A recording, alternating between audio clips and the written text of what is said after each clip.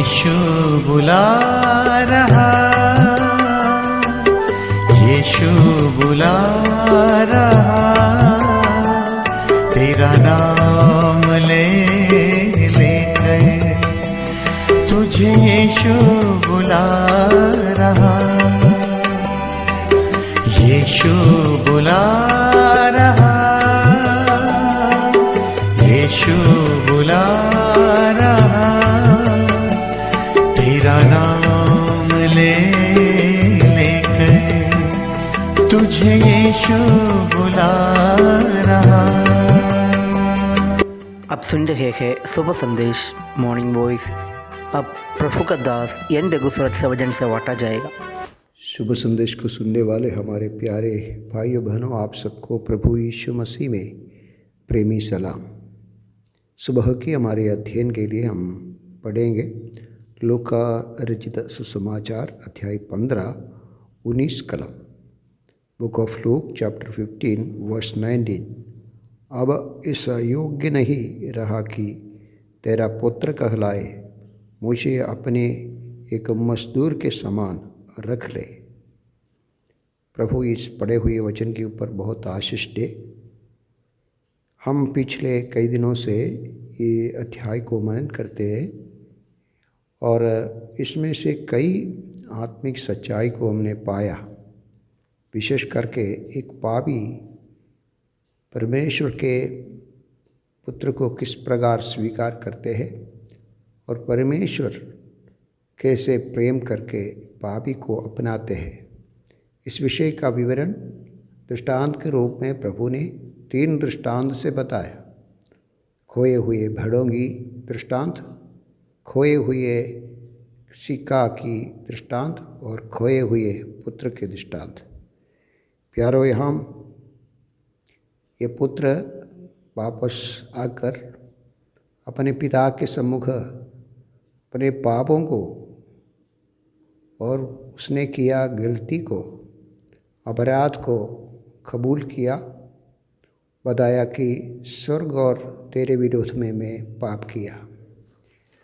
यारो, ये सच है, जब पापी अपने पापों को कबूल करते हैं पिता के सामने और अपने गलती को समझते हैं, निश्चित रूप में पिता उनको स्वीकार करते हैं। पिता की प्रेम उस पर बरसाते हैं। यहाँ ये पुत्र एक और बात पिता से बताते हैं और उसका पुत्र कहलाने के लिए मैं योग्य नहीं, और यहाँ लिखा है अब इस योग्य नहीं रहा कि तेरा पुत्र कहलाए, मुझे अपना एक मजदूर के समान रख ले। अभी मैं एक पुत्र की योग्यता मेरे में नहीं है, लायक नहीं है। मैं एक दास का लायक है, एक मजदूर की लायक है। हाँ प्यारो, बहुत बार हम प्रभु से, हम हमारे पिता से दूर होते हैं। हम उनके सामने गलती अपराध करते हैं तो हम ये भी कबूल करते हैं कि हम उसके लिए लायक नहीं हैं। हाँ प्यारो, हम कभी भी लायक नहीं हैं उसका पवित्र परमेश्वर की संतान या पुत्र कहलाने के लिए। लेकिन हम देख सकते हैं परमेश्वर का प्रेम हमारे ऊपर किस प्रकार आया। परमेश्वर ने हम सबको उसका पुत्र और पुत्री बनाने के लिए अपने पुत्र को भेजा है। हम परमेश्वर के प्रेम इस प्रकार देखते हैं। यूहन्ना के सुसमाचार 1 अध्याय 12वीं कलम में पढ़ते हैं, जितनों ने उसको ग्रहण किया, स्वीकार किया, उन सबको उसका पुत्र कहलाने के लिए पिता ने पुत्र को ऐसे अधिकार दिया है। कितनी अद्भुत बात है। अभी ये पुत्र कितना भी बोले तो भी ये पुत्र रहते हैं ये, लेकिन स्वभाव में, कर्म में, हमारे कर्मकांड में हम कभी भी उसका पुत्र कहलाने के लिए योग्य नहीं। ये हर एक इंसान जगत में, आकाश के नीचे, सारे सृष्टि के अंदर कोई भी मनुष्य इसके लिए योग्य नहीं, क्योंकि हम सब पाप किया, परमेश्वर की महिमा से बहुत दूर हो गया। और प्यारो, इतना नहीं है, हम पिता को छोड़ने के लिए पुत्र नहीं चाहते हैं और कहते हैं मुझको एक दास के रूप में यहाँ रखना। प्यारो, पिता हमको कभी दास के रूप में नहीं गिनते हैं। हम रोमियो के पुस्तक 8वां अध्याय में ऐसा पढ़ते हैं कि हमारे ओर परमेश्वर ने दिया है दासत्व की आत्मा नहीं दिया है, हमारे ओर परमेश्वर ने दिया है पुत्रत्व की, लेपालक पुत्र की आत्मा को दिया है, दासत्व की आत्मा को नहीं दिया, ताकि हम अब्बा पिता कह सकते हैं और पिता को पुकार कर आराधना और प्रार्थना कर सकते हैं। ये कितनी धन्य बात है प्यारो। आज सुबह हम हमारे पिता के पास ये लायक नहीं है, फिर भी ऐसे एक आत्मा प्रभु हमको दिया है।